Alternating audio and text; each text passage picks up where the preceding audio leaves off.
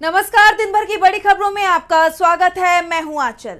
आज इस बुलेटिन में बात होगी महाराष्ट्र में तेज होते सियासी घमासान की, राम मंदिर मामले में घिरती मोदी सरकार की, देखेंगे सीजेपी को किसानों का साथ मिलने से कैसे बढ़ी बीजेपी की परेशानी। विरुद्ध आवाज उठाता है, देश को बचाने के लिए कोई आवाज उठाता है तो हम उसके साथ में हैं। कैसे बंगाल में टीएमसी के बागियों की बढ़ी मुश्किलें, जानेंगे प्रियंक खरगे ने बीजेपी पर बोला क्या हमला। और बुलेटिन के आखिर में देखेंगे ब्रिटेन के पीएम ने क्यों दिया इस्तीफा। लेकिन दिन भर की तमाम बड़ी खबरों से पहले एक नजर आज की सुर्खियों पर।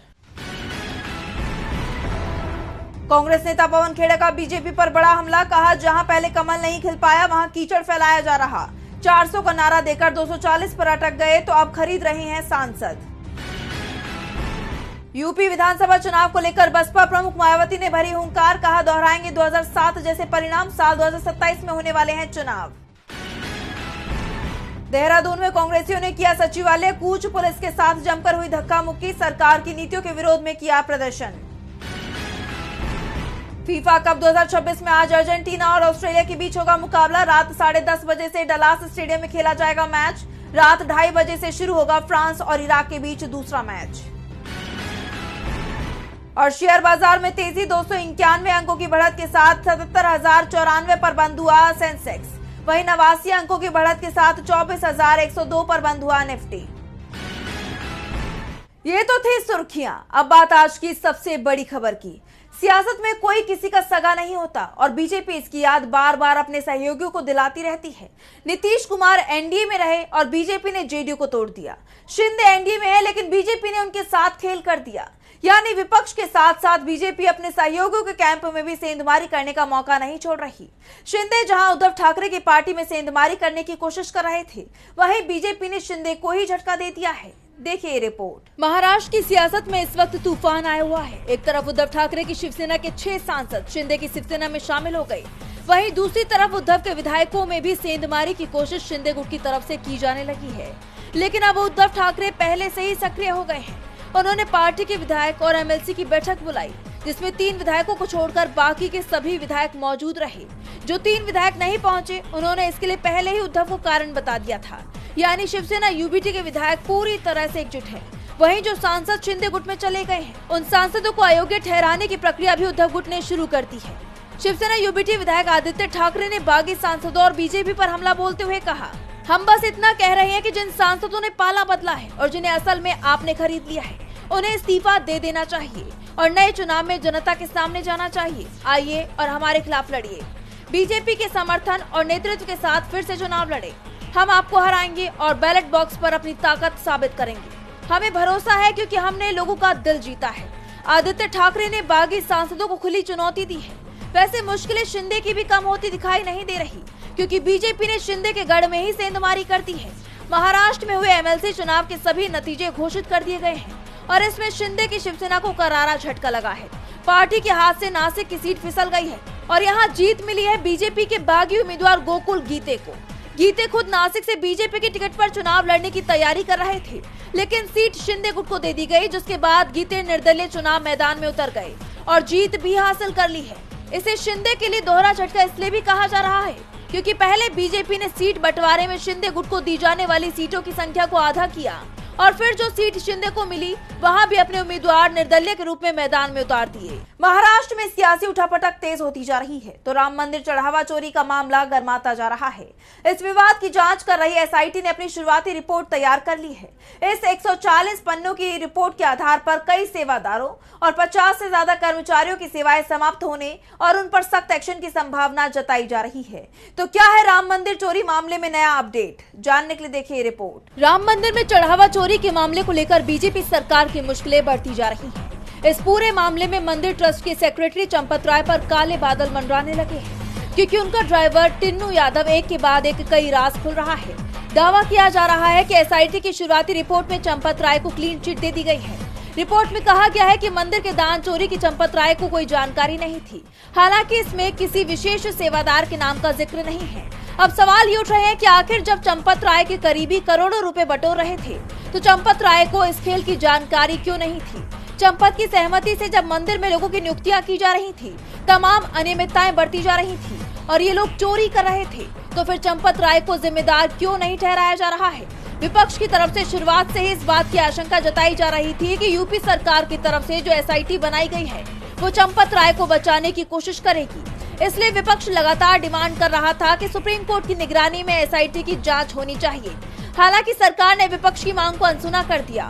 फिलहाल जांच रिपोर्ट को उच्च स्तर पर और पीएमओ को भेज दिया गया है, जिसमें अनियमितताओं, लापरवाही और मंदिर प्रबंधन और ट्रस्ट से जुड़े लोगों की भूमिका को लेकर गंभीर टिप्पणियों का जिक्र है।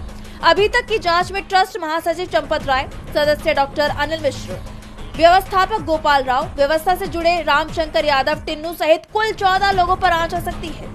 फिलहाल इस मामले में यूपी कांग्रेस ने 24 जून को पूरे राज्य में विरोध प्रदर्शन करने का ऐलान कर दिया है। राम मंदिर चढ़ावा चोरी मामले की जांच लगातार जारी है, तो नीट पेपर लीक को लेकर कॉकरोच जनता पार्टी का प्रदर्शन थमने का नाम नहीं ले रहा। तीसरे दिन भी दिल्ली के जंतर मंतर पर प्रदर्शन जारी है और अब किसानों ने भी सीजेपी को अपना समर्थन देने का ऐलान कर दिया है, जिससे ये प्रदर्शन और ज्यादा तेज होता दिखाई दे रहा है। तो क्या है पूरी खबर, जानेंगे इस रिपोर्ट में। दिल्ली के जंतर मंतर पर शिक्षा की बदहाल व्यवस्था को लेकर कॉकरोच जनता पार्टी का प्रदर्शन जारी है। लगातार तीसरे दिन भी युवाओं ने नीट पेपर लीक के खिलाफ अपनी आवाज बुलंद की और शिक्षा मंत्री धर्मेंद्र प्रधान के इस्तीफे की मांग की। कॉकरोच जनता पार्टी का साफ कहना है कि वो तब तक जंतर मंतर खाली नहीं करेंगे जब तक सरकार जवाबदेही नहीं करती और शिक्षा मंत्री धर्मेंद्र प्रधान इस्तीफा नहीं देते। सीजेपी के लोगों का साफ कहना है कि अगर पीएम मोदी धर्मेंद्र प्रधान से इस्तीफा नहीं ले पा रहे हैं तो उन्हें खुद पीएम की कुर्सी से इस्तीफा दे देना चाहिए। सीजेपी के इस प्रोटेस्ट से मोदी सरकार दबाव में दिखाई दे रही है, टेंशन में नजर आ रही है और अब सरकार की ये टेंशन बढ़ने वाली है, क्योंकि अब युवाओं को किसानों का साथ मिलने वाला है। भारतीय किसान यूनियन के चढ़ूनी ग्रुप ने सीजेपी को समर्थन देने का ऐलान कर दिया है। अगर कोई बुरे काम के विरुद्ध आवाज उठाता है, देश को बचाने के लिए कोई आवाज उठाता है, तो हम उसके साथ में हैं। हमारा नैतिक समर्थन तो सभी आंदोलनकारियों के साथ होगा। इसके साथ ही किसानों ने जंतर मंतर पर इस प्रदर्शन में हिस्सा लेने की बात कही है, यानी साफ है कि सरकार अब और गिरने वाली है। आपको याद होगा, कृषि कानून के खिलाफ जब किसानों ने आंदोलन किया था तब सरकार झुकी थी और पीएम मोदी ने खुद किसानों से माफी मांगते हुए तीनों कृषि कानून वापस ले लिए थे। ऐसे में सीजेपी को किसानों का समर्थन मिलना बीजेपी की गले की फांस बन सकता है। इस बीच सीजेपी संस्थापक अभिजीत तिपके की तरफ से प्रशासन पर ये आरोप लगाए गए हैं कि जंतर मंतर पर आने वाले लोगों से पुलिस आधार कार्ड मांग रही है। उनकी इस तरह से जांच कर रही है जैसे कि वो भारत के नागरिक ही नहीं है। मतलब जंतर मंतर को इन्होंने इंडिया पाकिस्तान की बॉर्डर बना दिया है क्या आंदोलन को रोकने के लिए दबाने की कोशिश की जाती है। लोगों के आधार कार्ड ये लोग मांग रहे, क्यों मांग रहे? अगर कोई जंतर मंतर पर आना चाहता है इस देश का नागरिक, आधार कार्ड दिखाने की क्या जरूरत है? सीजेपी के प्रदर्शन को लोगों का समर्थन मिल रहा है, जिससे ये साफ है कि मोदी सरकार के पास धर्मेंद्र प्रधान से इस्तीफा लेने के अलावा कोई और ऑप्शन नहीं बचा। हालांकि ये देखना होगा कि सीजेपी मोदी सरकार को झुकाने में कामयाब होती है या नहीं। मोदी सरकार की मुश्किलें बढ़ती दिखाई दे रही हैं, तो संकट में इस वक्त टीएमसी की बागी नेता भी नजर आ रही हैं। टीएमसी सांसद सौगत रॉय ने बागी सांसदों को लेकर बड़ा बयान दिया है, जिसके बाद उनकी संसद सदस्यता पर संकट गहराता दिखाई दे रहा है। तो क्या चल रहा है बंगाल की सियासत में, जानेंगे इस रिपोर्ट में। पश्चिम बंगाल की राजनीति में उथल पुथल मची हुई है। टीएमसी में बगावत की लहर दौड़ गई है। कई सांसद पार्टी से इस्तीफा दे चुके हैं, जिसे लेकर सियासत गरमाई हुई है। इस बीच टीएमसी के वरिष्ठ सांसद सौगत रॉय ने बागी सांसदों को लेकर बड़ा बयान दिया है। उन्होंने बताया कि लोकसभा स्पीकर ओम बिरला से मुलाकात कर इन सांसदों की सदस्यता रद्द करने की मांग की है। इस दौरान सौगत रॉय के साथ 4 अन्य सांसद भी मौजूद थे। करीब 1 घंटे तक चली इस बातचीत में टीएमसी नेताओं ने बागी सांसदों के कदम को नियम के खिलाफ बताया। सौगत रॉय ने स्पीकर से कहा कि जो सांसद अपनी मर्जी से पार्टी छोड़ते हैं उन्हें कानून के हिसाब से लोकसभा से बाहर कर देना चाहिए। इन बागी सांसदों ने किसी दूसरी पार्टी के साथ विलय के नियमों का पालन नहीं किया है, इसलिए उनके नए गुट को आधिकारिक मान्यता नहीं मिलनी चाहिए। तो वहीं बागी विधायकों के पार्टी के बैंक खातों की जांच की मांग किए जाने के बाद अब टीएमसी ने पलटवार करते हुए बागियों को चौतरफा घेरना भी शुरू कर दिया है। टीएमसी के वरिष्ठ नेता कुणाल घोष ने बागी विधायक संदीपान साहा पर चुनावी खर्च और पार्टी फंड को लेकर बेहद गंभीर और सनसनीखेज आरोप लगाया। घोष ने कहा, बागी विधायक संदीपान साहा ने चुनाव के दौरान कुल 27 लाख रुपए से ज्यादा का खर्च किया था। आपको जानकर हैरानी होगी कि 27 लाख में से पूरे 25 लाख रुपए उसी टीएमसी बैंक अकाउंट से निकाले गए थे, जिसे इन बागियों की शिकायत के बाद फ्रीज कर दिया गया है। ये लोग पहली बार पार्टी के सिंबल और पार्टी के फंड के दम पर विधायक की कुर्सी तक पहुंचे और आज ये उसी अकाउंट की जांच कराने की मांग कर रहे हैं, जिससे इन्होंने खुद पैसा लिया। यानी कुल मिलाकर देखा जाए तो टीएमसी ने बागियों की मुश्किलें बढ़ा दी हैं। सवाल उठ रहे हैं कि क्या बागी सांसदों की सदस्यता चली जाएगी, तो सवाल आरएसएस के फंड को लेकर भी उठ रहे हैं। प्रियंका खरगे लगातार आरएसएस को मिलने वाली फंडिंग और संघ के रजिस्ट्रेशन का मुद्दा उठा रही हैं, जिससे आरएसएस के अस्तित्व पर कई सवाल खड़े होते हैं। इस बीच बीजेपी की तरफ से प्रियंका खरगे पर निशाना साधने की कोशिश की गई, जिस पर अब कांग्रेस नेता ने करारा पलटवार किया है। तो क्या है ये पूरी खबर, जानने के लिए देखिए रिपोर्ट। कर्नाटक सरकार में गृह मंत्री और कांग्रेस के दिग्गज नेता प्रियंका खरगे का आरएसएस पर हमला थमता हुआ दिखाई नहीं दे रहा। प्रियंका खरगे कई बार आरएसएस की फंडिंग, संघ प्रमुख को मिलने वाली सुरक्षा और संघ के रजिस्ट्रेशन को लेकर सवाल उठा चुके हैं। कर्नाटक सरकार ने भी आरएसएस की गतिविधियों को गुप्त बताते हुए संगठन को अपना रजिस्ट्रेशन कराने की बात कही थी। आरएसएस के मुद्दे को लेकर कांग्रेस और बीजेपी के बीच टकराव तेज होता दिखाई दे रहा है। हाल ही में प्रियंका खरगे की तरफ से आरएसएस को लेकर उठाए गए सवालों पर बीजेपी की तरफ से हमला बोला गया था और अपने विभाग पर ध्यान देने की नसीहत दी गई थी, जिस पर अब प्रियंका खरगे ने करारा पलटवार किया है। उन्होंने साफ कहा कि जब आरएसएस सार्वजनिक जुलूस निकालता है तो उन्हें सुरक्षा कौन देता है? क्या ये वाणिज्य विभाग का काम है या महिला एवं बाल कल्याण विभाग का? गृह विभाग उन्हें सुरक्षा देता है, इसीलिए मैं जानना चाहता हूं कि मैं किसे सुरक्षा दे रहा हूं। आरएसएस की रिपोर्ट के अनुसार जब कर्नाटक भर में 20 लाख लोग बार बार इकट्ठा हो रहे हैं, तो ये जानना किसका काम है कि ये लोग कौन हैं और वो किसके लिए इकट्ठा हो रहे हैं। प्रियंका खरगे के तेवर से साफ है कि आरएसएस को लेकर उनका सवाल पूछना तब तक जारी रहेगा जब तक संघ प्रमुख मोहन भागवत की तरफ से उनके सवालों का जवाब नहीं मिल जाता। प्रियंका खरगे और आरएसएस के बीच टकराव तेज होता जा रहा है, तो मोदी सरकार के ग्रेट निकोबार प्रोजेक्ट को लेकर बवाल मचा हुआ है। विपक्ष ने मोदी सरकार पर इस परियोजना के तहत आदिवासियों के जीवन को खतरे में डालने का आरोप लगाया, लेकिन अभी तक सरकार की तरफ से इस पर कुछ नहीं कहा गया। इस बीच कांग्रेस नेता जयराम रमेश ने केंद्रीय मंत्री को खत लिखा है और इस परियोजना पर सवाल उठाए हैं। तो क्या है ये पूरी खबर, जानेंगे इस रिपोर्ट में। मोदी सरकार का ग्रेट निकोबार प्रोजेक्ट विवादों के घेरे में है। खुद कांग्रेस सांसद राहुल गांधी इस मुद्दे पर सरकार को घेर रहे हैं। विपक्ष का तर्क है कि अंडमान निकोबार में चल रहे ग्रेट निकोबार प्रोजेक्ट के तहत मोदी सरकार लाखों पेड़ काट रही है, जिससे वहां रह रहे आदिवासियों का जीवन खतरे में पहुंच सकता है। साथ ही वहां मिलने वाले दुर्लभ जीव जंतु विलुप्त हो सकते हैं।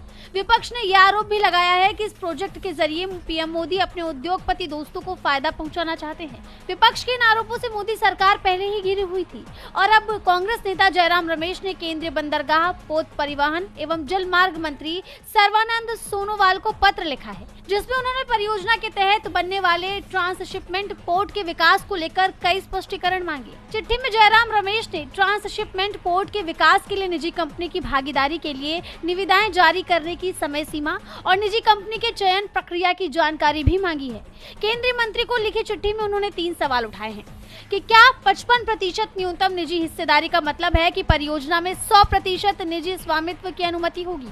क्या बंदरगाह क्षेत्र में स्वामित्व का विविधीकरण सुनिश्चित किया जाएगा या फिर हवाई अड्डों की तरह ऐसी स्थिति बनने दी जाएगी जहां एक ही निजी कंपनी अधिकांश परिसंपत्तियां हासिल कर ले? जब पीपीपीएससी ने परियोजना के लिए व्यवहार्यता अंतर वित्त पोषण यानी वीजीएफ अनुदान देने के प्रस्ताव को अस्वीकार कर दिया है, तो क्या मंत्रालय अपने बजट से पूंजीगत सहायता उपलब्ध कराएगा?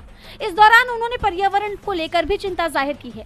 हालांकि सरकार की तरफ से अभी तक उनके इन सवालों का कोई जवाब नहीं दिया गया है, लेकिन जिस तरह सरकार के इस प्रोजेक्ट को लेकर सवाल खड़े हो रहे हैं, उससे परियोजना पूरी होने से पहले ही विवादों से घिर गई है। और बुलेटिन के आखिर में बात ब्रिटेन के पीएम के इस्तीफे की। ब्रिटेन की सियासत में भूचाल आ गया है। लंबे समय से प्रधानमंत्री कीयर स्टारमर के इस्तीफे की मांग की जा रही थी और अब आखिरकार उन्होंने अपने पद से इस्तीफा दे दिया है, जिसे लेकर ब्रिटेन की सियासत गरमाई हुई है।